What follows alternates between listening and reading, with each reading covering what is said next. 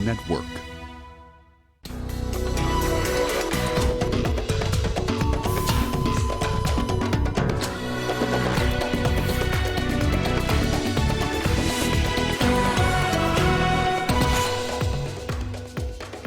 Gambia's case accusing Myanmar of crimes against the Rohingya kicks off in The Hague.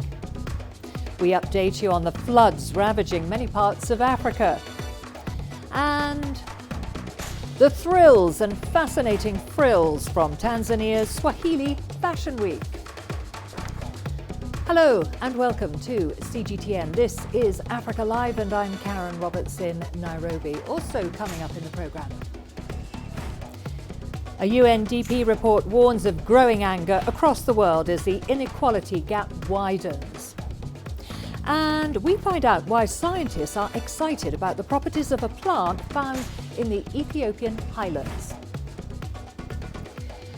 We begin at the International Court of Justice in The Hague. Myanmar is being charged with genocide against the minority Rohingya Muslims in a case being fronted by Gambia. The Myanmar leader Aung San Suu Kyi has denied the charges. She arrived at the Hague court earlier today to defend her country. The African nation of Gambia filed a lawsuit against Myanmar at the United Nations top court in November. The predominantly Muslim country accused Myanmar of violating the 1948 Genocide Convention. Gambia's ICJ application has also been backed by the 57-nation Organization for Islamic Cooperation. Meanwhile, thousands in Myanmar rallied in support on the eve of Aung San Suu Kyi's departure to The Hague. But she's come under heavy international criticism for remaining silent on Rohingya issues. And some experts say her appearance at The Hague may further tarnish the image of the once feted civilian ruler. Well, we are now joined by Ira Spitzer from The Hague for an update on the genocide hearing. Ira, what is the latest on this case fronted by Gambia against Myanmar? Well, this is quite an extraordinary situation happening at the International Court of Justice here in The Hague. This is the first day of this trial. The de facto Myanmar leader, Aung San Suu Kyi, arrived just over an hour ago. And on this, this is going to be a 3-day trial. And on the first day, the Gambia will make its oral arguments to try and convince the court that genocide has occurred against the Rohingya population in Myanmar, and what they're asking for is for the court to make a provisional ruling that these alleged atrocities must stop immediately. So that is what will happen in the short term. Tomorrow we'll hear from Myanmar, including most likely Aung San Suu Kyi herself. So again, this is a very extraordinary situation. We haven't really had anything like this at this court before, but this all stems from the situation of the Rohingya people in Myanmar. Back in 2016, about 700,000 of them were forced to flee to neighboring countries because of these allegations of mass murders, rapes, and so on. So that is the nature of this case. Myanmar, the Myanmar government says that these were targeted operations against militants, so quite a different view of the situation, and some of that is what's going to be hashed out here over these next couple days. Well, as you say, Myanmar's leader Aung San Suu Kyi is expected at the hearing. What is the significance of this decision to attend? Well, in a very significant decision and a very surprising decision for many. Now, Aung San Suu Kyi won the 1991 Nobel Peace Prize. Really, before the Rohingya crisis, she was a global human rights icon.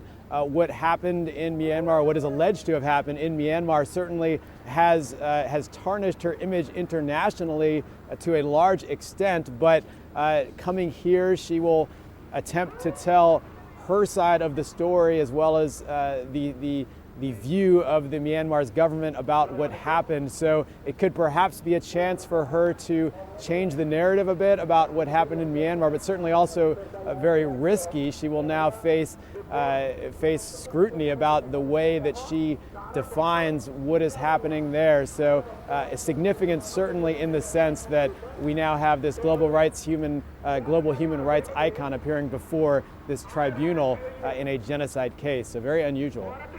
Okay, Ira Spitzer in The Hague, thank you very much for that update on the genocide hearing there. Moving on to other news, the Chilean Air Force says one of its cargo planes that was headed to an Antarctic base has disappeared. The C-130 Hercules was carrying 17 crew members and 21 passengers. Contact was lost a few hours after it took off from southern Chile. Rescue teams have been dispatched there.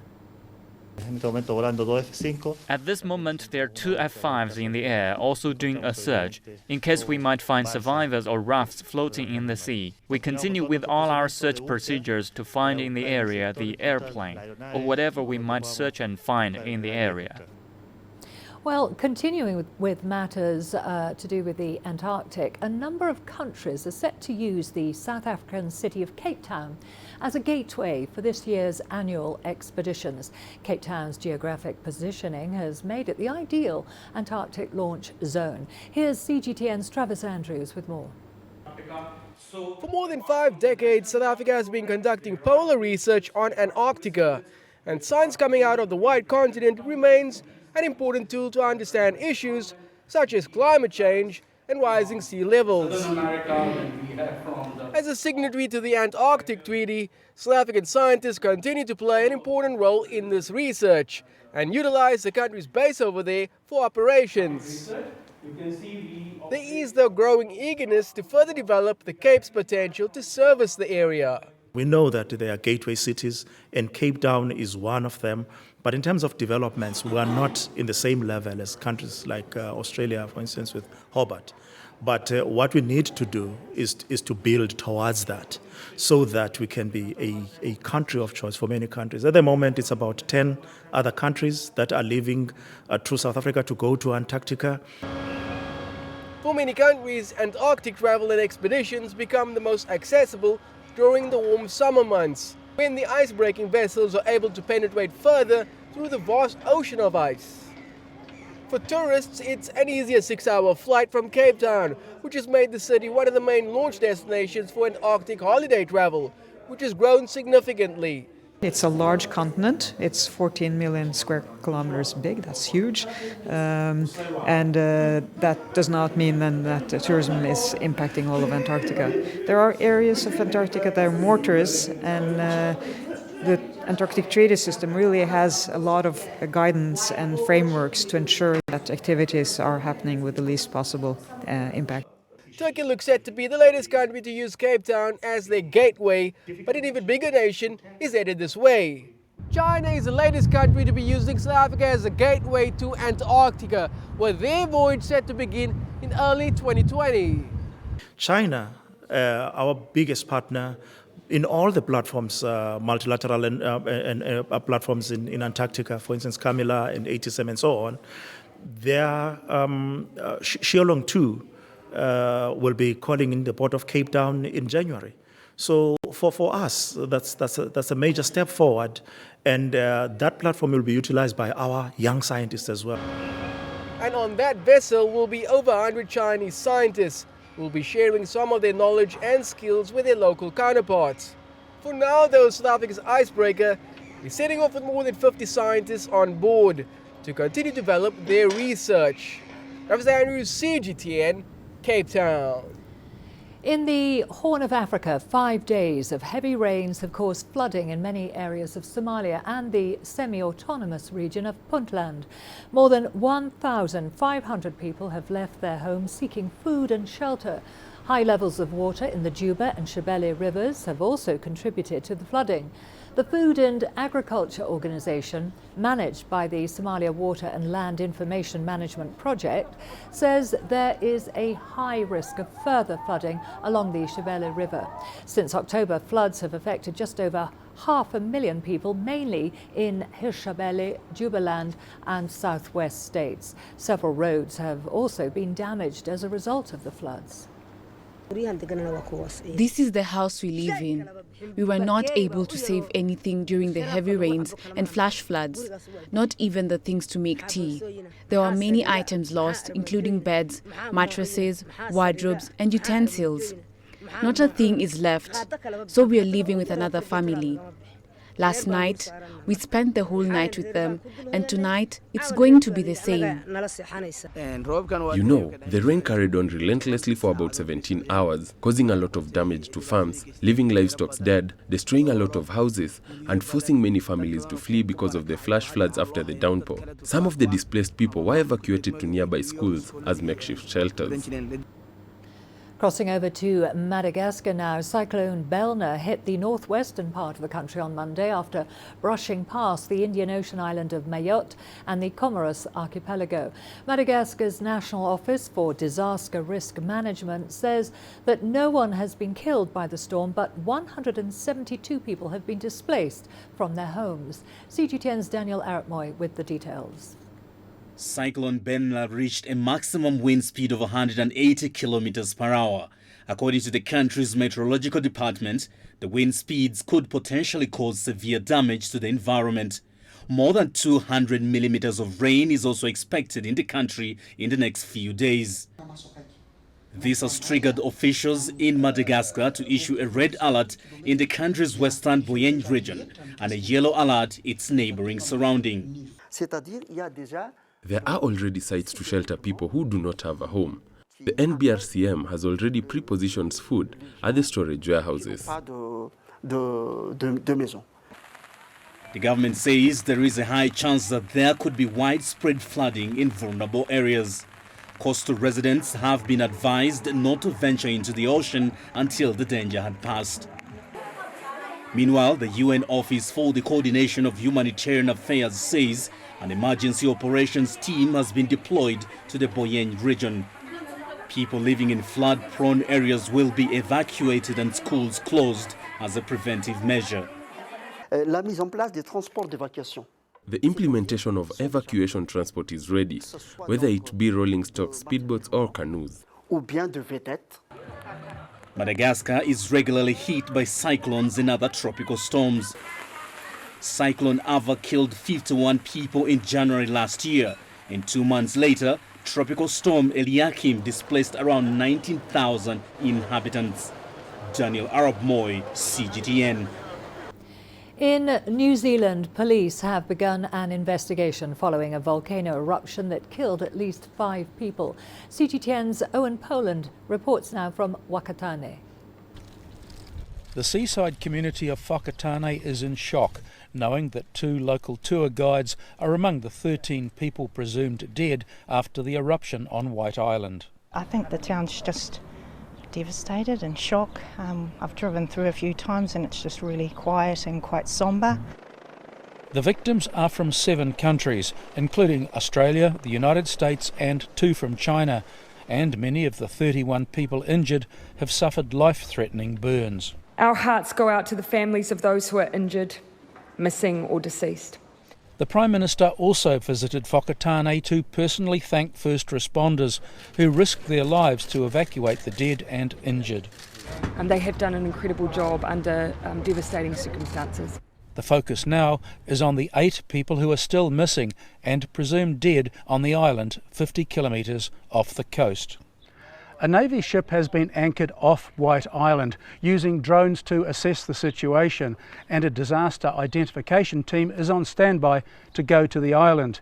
However, the police say it's simply too dangerous to launch a recovery mission, especially when there's a 50-50 chance of another eruption. White Island is New Zealand's most active volcano, and questions are now being asked about the wisdom of sightseeing tours. We know too there will be bigger questions in relation to this event. These questions must be asked and they must be answered. And just 24 hours after tragedy struck, the police have reacted. I can confirm now that we will commence a criminal investigation into the circumstances of the death and injuries on White Island. And tour guides like Mo Mohara say they knew the risks. It's always in the back of your mind that one day, it might go, but I just never thought it would really happen, and especially during the middle of the day when there's so many people out there, so really sad. And for the township of Whakatane, the possibility that it could lose its biggest tourist attraction. Owen Poland, CGTN, Whakatane. We are going to a short break now. Don't go away. Lots more to come, including the vice chairperson of China's top political advisory body set to meet South Sudanese President Salva Kiir in Juba. And we find out why scientists are excited about the properties of a plant found in the Ethiopian highlands.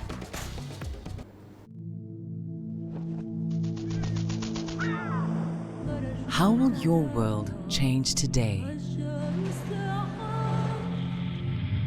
What happens here? What happens there? Or what you make happen for yourself? If it matters to you, it matters to us too. Your stories are the stories that need to be told. Africa Live. Find your voice.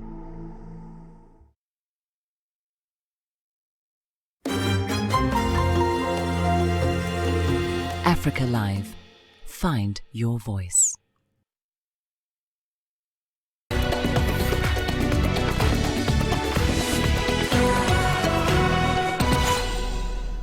A vice chairperson of the National Committee of China's top political advisory body, the CPPCC, is in South Sudan on a two-day visit. Vice Chair Liu Xincheng is scheduled to meet President Salva Kiir today in the capital, Juba.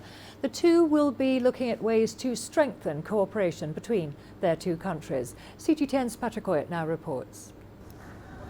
The Chinese official says he is focusing on Juba-Beijing relations. We've made progress in our relations. We have achieved a lot in the field of medical cooperation with South Sudan, and we will continue to do more. China is currently modernizing and expanding Juba Teaching Hospital at a cost of $33 million. That money built and equipped 7 structures at this hospital, which is the only referral hospital in the country. China also has a 15-member medical personnel serving at Juba Teaching Hospital. The current team is the 7th batch, providing on-the-job training to South Sudanese medical personnel. And the timing for this visit to us is very important, because it's a time that we really need the true friend for the people of South Sudan. And we have now demonstrated it in action, that you have visited us in the time when we are facing crisis, we are searching for peace and stability. Beijing is the biggest investor in the South Sudan's oil sector. It is playing a key role in building infrastructure and supporting South Sudan's peace process. Patrick Oyet, CGTN, Juba, South Sudan. Ethiopia's Prime Minister Abiy Ahmed says he will not interact with the media during his trip to Norway to receive the 2019 Nobel Peace Prize later today. The move has sparked controversy with the Norwegian Nobel Committee. CGTN's Coletta Wanjoe has more. The 2019 Nobel Peace Prize, awarded to Prime Minister Abiy Ahmed, has his supporters excited both at home and abroad. Some say it gives the country a positive image overseas. And usually Ethiopian is known for a negative, for drought, starvation, and all of these things, and being poor country. But to have a leader of that country been giving that kind of award, it is just an honor for most of the Ethiopian, and something to be proud of. Abiy Ahmed's office says the prize reflects his style of leadership, which tags on the philosophy of creating cooperation. A testament that if we have a resolve to work hard together for a common purpose and in alignment, a lot of the challenges that we have faced before, a lot of the challenges that we're facing currently is something that we can actually move over, that we can actually create a bridge to overcome this. But as he shines back home, the Prime Minister has faced criticism for refusing to speak to media, as is the Nobel Prize norm. His office has said he has a tight schedule, but reaction to his silence is mixed. At some point, I don't understand his trouble because, the one journalist in Norway, he may not understand the details of the complexity of the situation here in Ethiopia, so they may challenge him in a negative way. So in that way, I do understand, but it's not something difficult to do because they have their own audience, and also this Nobel Prize has a global image. So we have to cooperate with them to keep the glorification of the event. Others say he needs to avoid distraction. The work has to be done back home.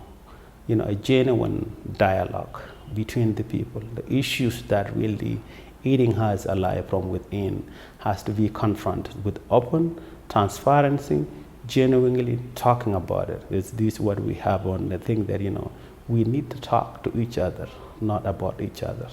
By talking to each other, we can build trust. The Peace Accolade recognizes the Prime Minister's efforts towards regional peace. The Nobel Committee highlighted in particular Abiy Ahmed's efforts in breaking an over 2-decade stalemate between Eritrea and his country, mediating in the Sudan conflict and offering to mediate in the Kenya and Somalia maritime conflict. Abiy Ahmed will not be the first to refuse to talk to the media as he receives his prize. In 2009, Barack Obama, the then President of the United States, made the same decision. Coletta Njohi for CGTN in Addis Ababa, Ethiopia. Now to South Africa, and world church leaders have raised concerns over the issue of the abuse of women and incidents of violence toward foreign nationals. A high-level delegation of the World Council of Churches is in the country on a social justice mission. They kicked off their program with a meeting with President Cyril Ramaphosa in Benoni on Monday. CGTN's Yolissa Njamela has more. The World Council of Churches delegation first met with President Cyril Ramaphosa behind closed doors. That is where they expressed their deep concerns about the continuing violence against women in the country and the recent attacks on foreign nationals. South Africa has been in the global headlines in recent months over the scourge of gender-based violence, femicide, and attacks on foreign nationals. The clergy wants to be part of the solution. The issue of gender-based violence is an issue that stems out of the patriarchal attitudes in our society, which are fed by our culture, fed by our religious beliefs, fed by the way we have been brought up, and we believe that it is necessary, and we're going to be doing this, to have an in-your-face campaign against gender-based violence. The men and women of the cloth acknowledge that the scourge of women abuse in particular is not unique to South Africa. Gender-based violence is a reality everywhere. It is a reality that is destroying the most vulnerable, but also it's a great issue of injustice. It's a great issue of injustice that has to be fought together. And even in the churches, this is a reality. In the families of our churches, everywhere. So it's a very special call for us as churches to say this is the agenda we have to address. Issues of gender-based violence are not issues of women. They are issues for men and women to work together to resist any form of violence because it dehumanizes people. And xenophobia is the same thing. It's not every day that the World Council of Churches visits a country. It only happens when there are grave issues of social justice that need to be attended to. The last time this happened was during the struggle against apartheid. There was no struggle that was supported, as far as I know, which was widely supported as a struggle against apartheid. It was a global movement, and because of that, it expected of us to do things differently. And therefore issues of justice, issues of peace, issues of treating people who are foreigners amongst us, the issues of treatment of women, it's expected that would do better. From meeting with the president, the World Council of Churches will also meet with the country's Home Affairs Minister on Monday to discuss how refugees who want to leave the country can be assisted.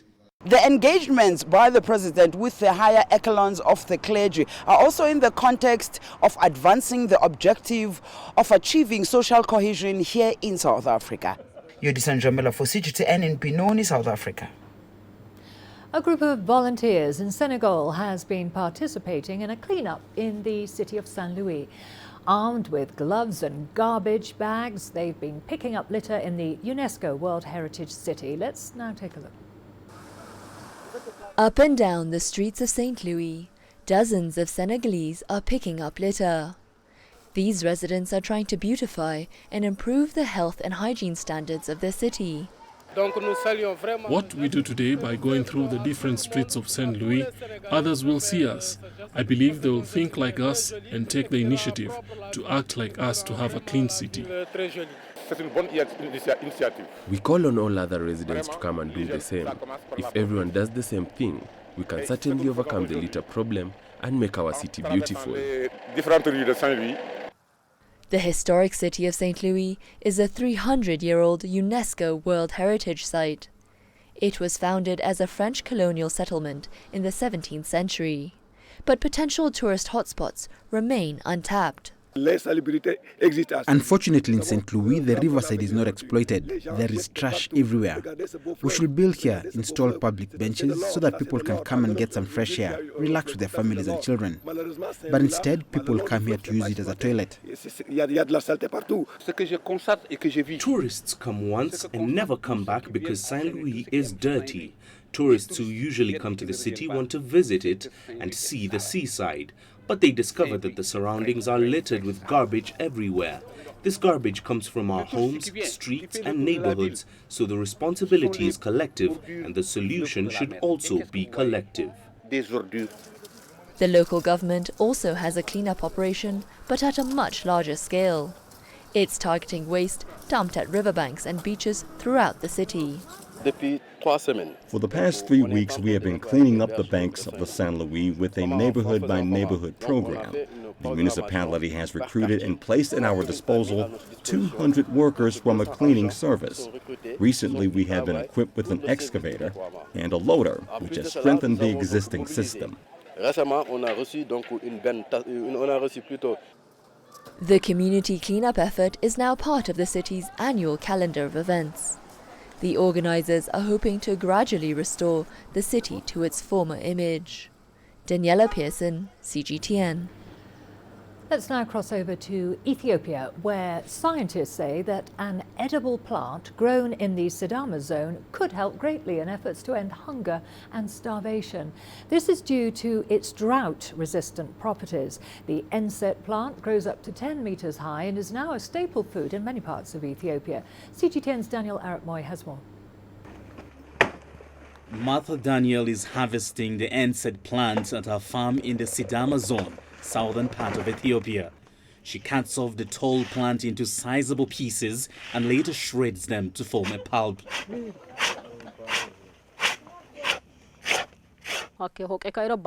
I will take the pulp and bury it in a pit.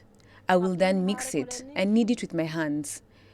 Then it will be put together and sealed with leaves. Then after a while, I will turn it into a pulp. It is then taken from there and made it ready for food in different forms.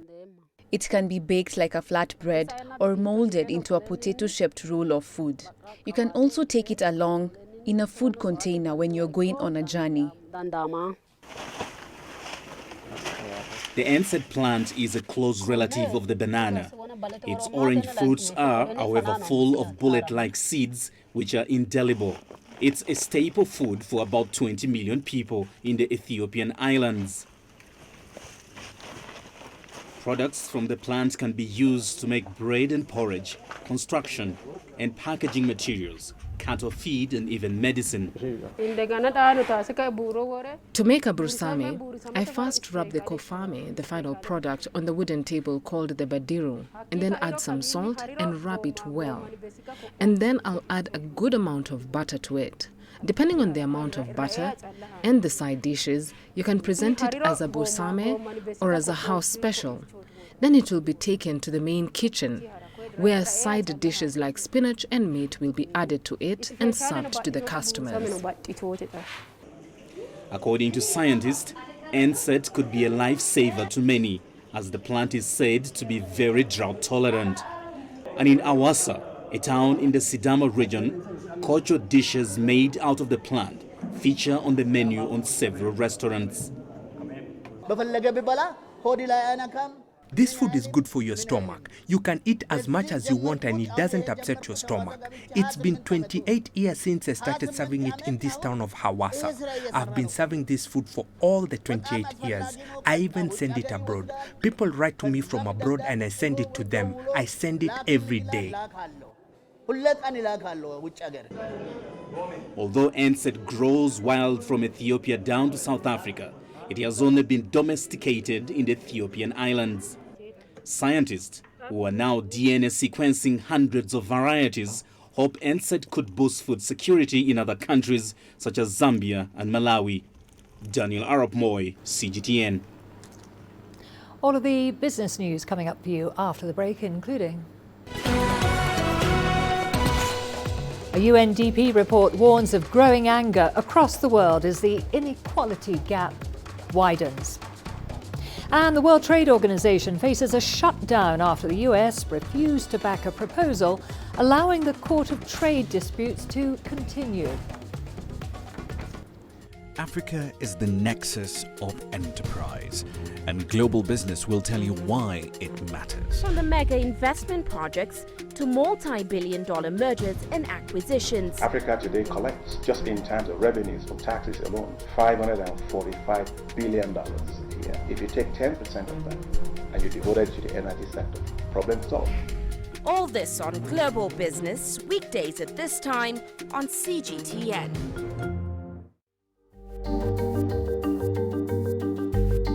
Africa Live. Find your voice.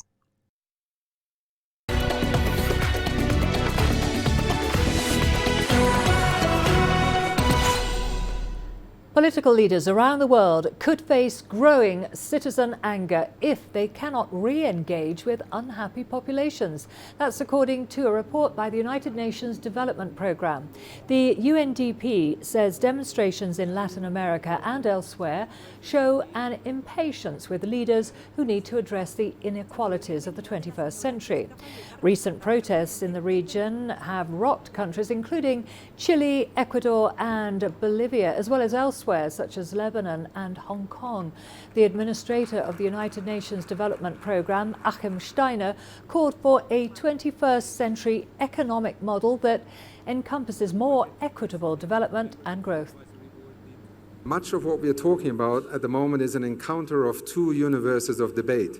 The statistical, the economic, the income, that narrative of the 20th century that carried us very far, but also brought us now sometimes to the precipice of social discord, ecological collapse, and indeed a search for a 21st century economic model. It has to do with fairness, the sense of unfairness, dignity, things that we cannot only answer in terms of facts and figures. The World Trade Organization faces a serious crisis because its appellate court will cease to function as early as this Tuesday. That's after the United States said it won't back a proposal allowing the de facto Supreme Court of Trade Disputes to continue. The court needs a minimum of 3 judges to function, but 2 of the 3 remaining members of the panel retire on Tuesday. The Trump administration has been blocking appointments and there are no replacements in sight because of the block. WTO spokesperson Keith Rockwell said the organization has survived previous crises and will survive this one as well. Well, it's a serious crisis, but the WTO is an organization that has been through many crises in its relatively short history. Getting up off the canvas is something we've done before and we'll do it again. The Director General said that he will be now holding intensive consultations of a political nature. I'll get to his statement in a minute, but what he said was that he thinks we need to dig deeper and we need to have a broader look at what we might be able to do in order to get a permanent solution to this problem involving the appellate body. He says this is not something that we can outsourced to academics or lawyers or think tanks, and we can't rely solely on Geneva experts either. It's a political issue that requires a political approach in Geneva and in capitals. The foreign ministers of Egypt, Ethiopia and Sudan plan to meet in Washington on January the 13th. This follows a meeting between the three, US Treasury Secretary Steven Mnuchin and World Bank President David Malpass in Washington.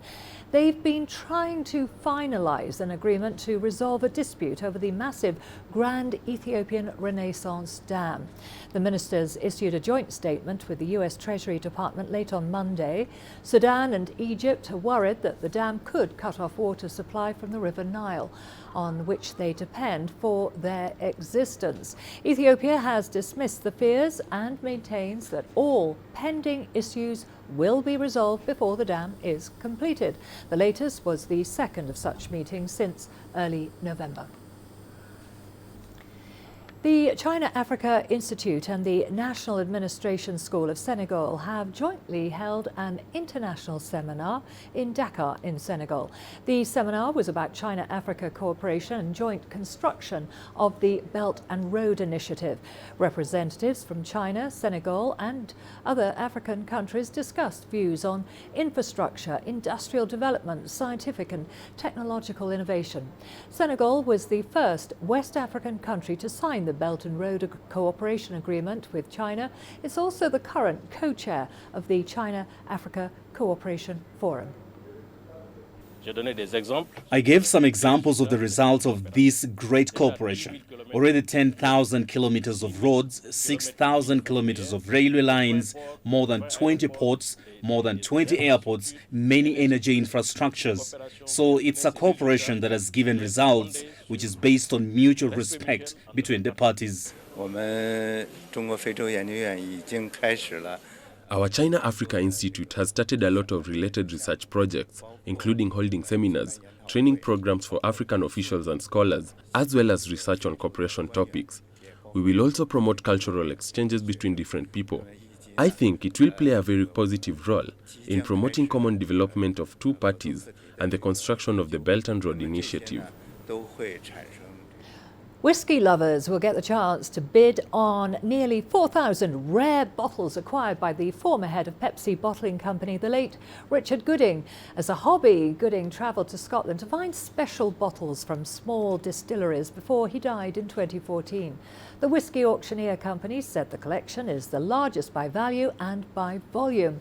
The collection includes a bottle of 1926 fine and rare Macallan, one of which became the most expensive in the world when it sold for $1.9 million in October. It, together with the rest of the collection, will be available in 2 online auctions organised by the auctioneer company in February and in April next year. We are going to a short break now. Don't go away. Lots more to come, including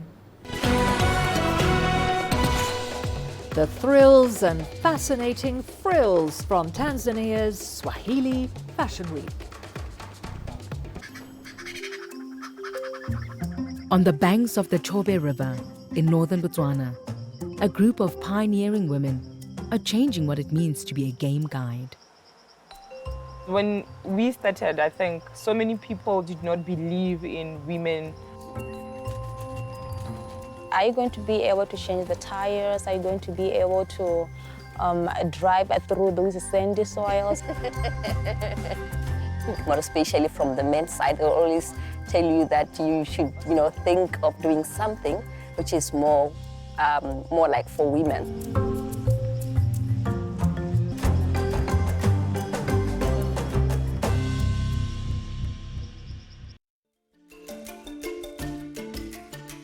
Africa Live.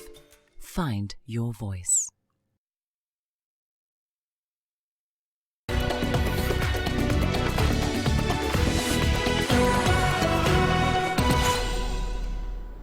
East Africa's biggest fashion event, the Swahili Fashion Week, has kicked off in Dar es Salaam in Tanzania.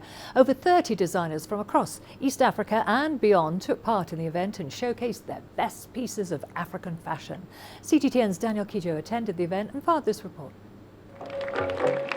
A runway of breathtaking creations in color, that's what makes this East Africa's biggest fashion event.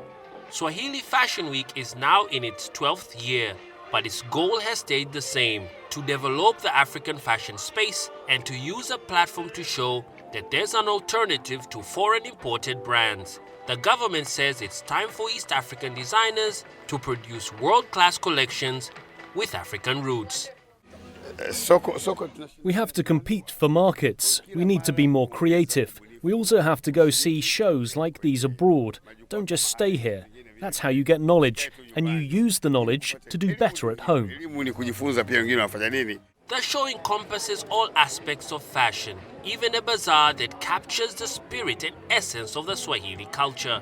Here, various exhibitors display and sell their carefully created handicrafts, arts, and accessories. This is the biggest fashion event in Eastern Central Africa. The show this year is themed Discover What Makes Africa Beautiful. The organizers have a lineup of 34 designers who aim to prove just that Africa is ready to compete with the best designers in the world. The event was created by Mustafa Sanali in 2008, who says the fashion show is not just for Tanzania or the East African region. It's for all emerging African designers to use as a stepping stone for building their brands. We as Tanzanians, we have been brought up in a culture that we think continent first. So Africa comes first and then Tanzania. So that's why discover what makes Africa beautiful. And more so that now we are the chair for SADC. So this goes hand in hand and it will be a theme every year. The show also gives awards to fashion's best performers. They range from the best male and female models to emerging designers of the year. Alirem Tula has been in the fashion scene for over 10 years. He has won this year's Most Innovative Award. Despite the accolade, he says there are still challenges for designers. Cotton is the second largest export product in Africa, first being coffee. But then again, there's such few cotton factories in Tanzania that manufacture this raw cotton to finished fabrics. Most of this raw cotton go to China or go to Malaysia or go to other countries, and they're into fabrics and they come back and we get to work with them, and we need to buy them at a very high price. That's a big challenge. Another successful year for Swahili Fashion Week, but the work doesn't stop here. Organizers and designers will soon begin preparing for next year's event, with the goal of creating a unique forum for Tanzania's fashion, textile and apparel industries, and to connect and share the very best that African designers have to offer. Daniel Kijo, CGTN, Dar es Salaam.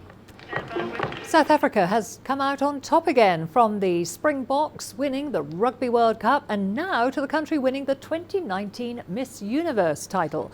26-year-old Zozibini Tunzi was crowned Miss Universe on Sunday in the US city of Atlanta. The lavish ceremony was filled with glitter and heartfelt speeches about female empowerment. CGTN's Julie Shear took to the streets of Miss Universe's home country to find out just how important this win is for her fellow South Africans. It was a moment nothing short of historic when Zozibini Tunzi was crowned Miss Universe.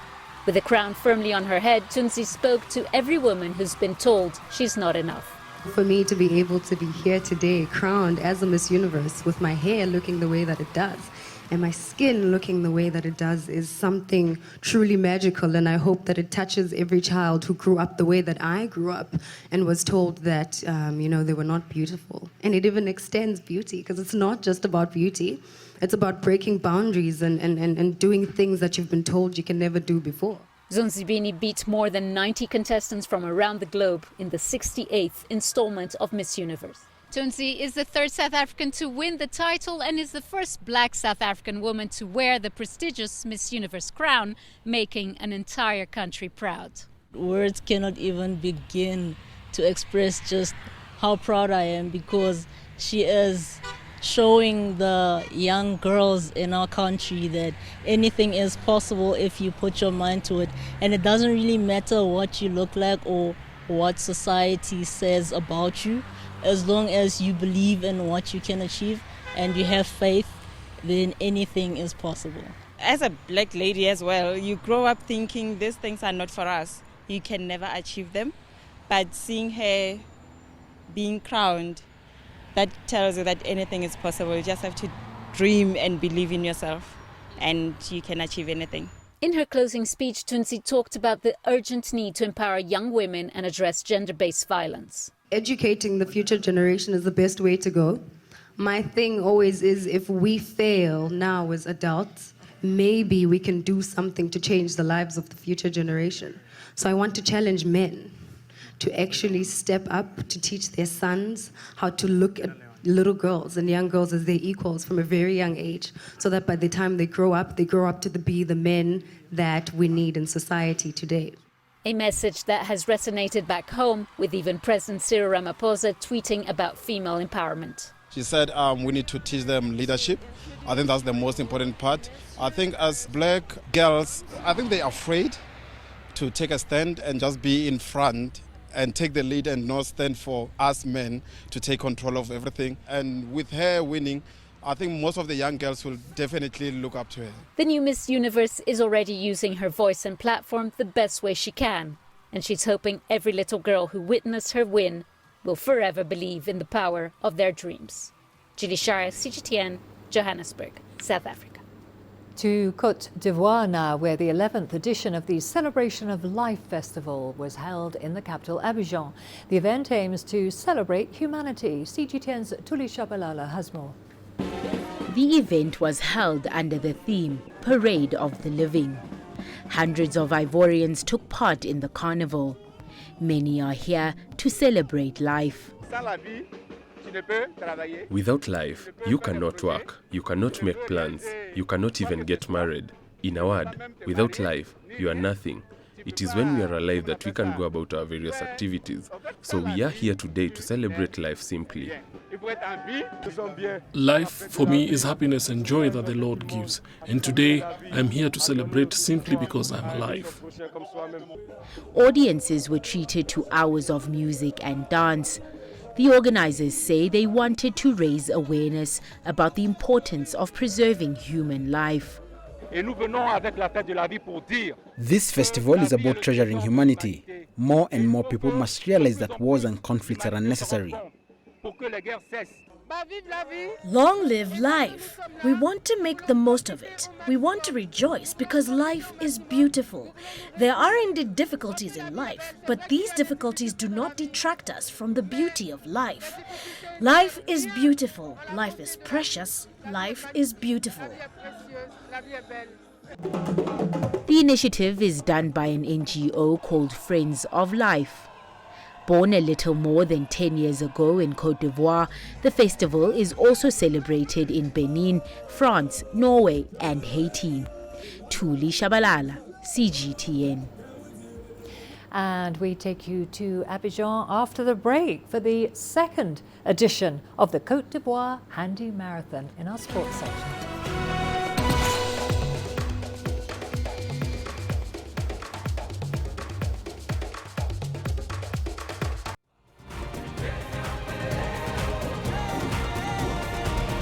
Africa Live. Find your voice.